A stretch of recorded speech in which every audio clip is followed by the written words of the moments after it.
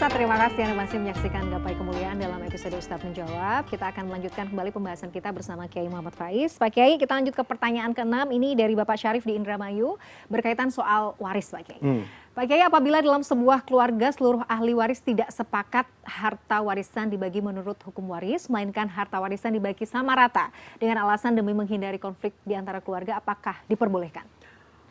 Yang pertama harus diingat, membagi waris itu hati-hati. Iya. Karena semua ahli waris itu memiliki hak yang ada dalam ayat waris. Jadi kalau kemudian harta ini mau dibagi, itu yang paling utama kesepakatan seluruh ahli waris berdasarkan keridhaan. Jadi kalau pertanyaannya ikut ayat waris apa ikut kesepakatan, itu bergantung. Karena hukum waris itu Allah turunkan itu bukan karena kesepakatan untuk sama, karena kesepakatan, karena ketidaksepakatan terhadap pembagian. Maka Allah turunkan hukum waris, ketentuannya. Kalau kamu berantem, berselisih, maka tunduk sama ketentuan Allah. Nah, kalau pertanyaan ini kan mereka tidak mau pakai hukum waris. Maksudnya laki dengan perempuan itu sama saja. Boleh enggak? Boleh. Kalau dibangun dengan sulh.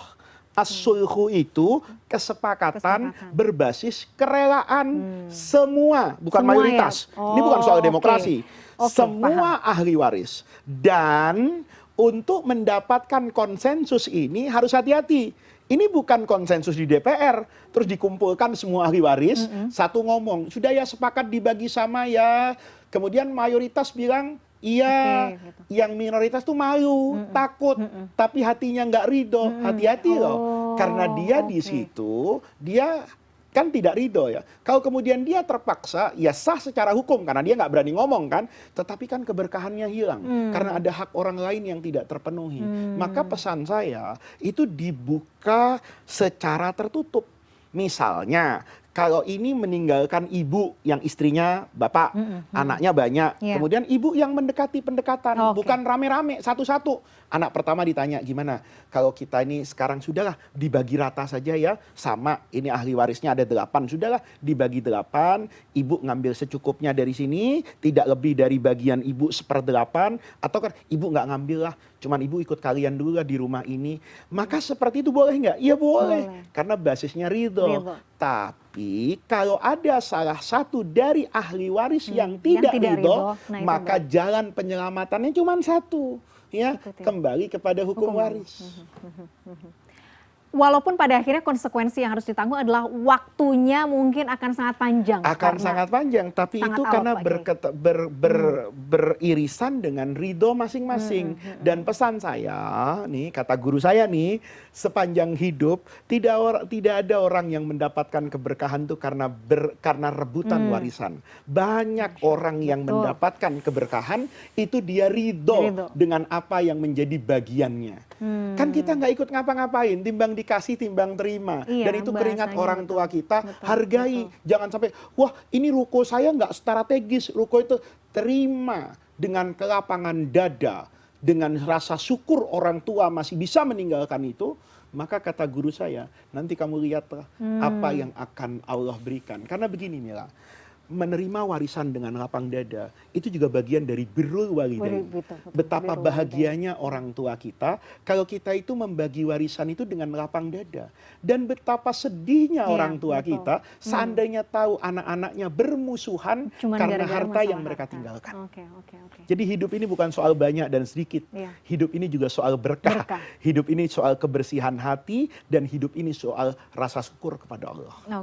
Jadi mudah-mudahan tadi bisa yang jadi pertimbangan adalah soal keridhaan tadi ya. Iya, tapi kalau kata gitu tadi pertanyaan tadi sudah sepakat semua, nggak ada yang salah, bagi saja cara rata. Pokoknya kita pastikan bahwa semuanya ridho, jangan sampai ada tadi ya Pak Kiai, karena itu akan berpengaruh pada berkah atau tidaknya harta itu ya. Masya Allah, baik. Ini ke pertanyaan terakhir, Pak Kiai, dari Ibu Amin di Tangerang. Ustadz, menurut anak saya yang alhamdulillah sudah memiliki hafalan beberapa juz Al-Quran, imam sholat di masjid dekat rumah kami yang kebanyakan dari mereka sudah berusia sepuh, banyak kekeliruan dalam membacanya. Nah, bagaimana kami semestinya harus bersikap? Apakah tetap lebih baik kami bermakmum dengan mereka atau sholat sendirian? Yang pertama, bacaan bagus tidak bagus yang menentukan keabsahan sholat berjamaah, bukan sholat masing-masingnya. Sholat masing-masingnya sah.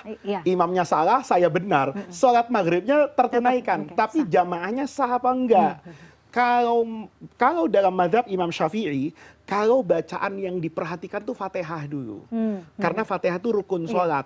Maka kalau bacaannya salah tapi tidak merubah makna, itu nggak apa-apa.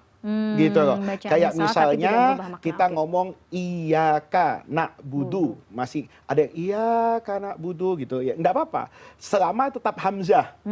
Tapi kalau jadi kaf kaya budu, itu menjadi tidak sah berjamaahnya. Itu yang pertama. Jadi selama tidak merubah makna, maka ikuti saja di belakangnya. Yang kedua, harus ada pendekatan sosial. Bisa jadi yang sepuh ini itu bukan tidak bisa baca Quran, tapi kemampuannya menurun. Bisa jadi karena ada gigi yang tanggal, ada pipi yang sudah misalnya kendor, kemampuannya sudah nggak bisa lagi. Maka perlu diadakan pendekatan. Dengan menggunakan apa? Musyawarah.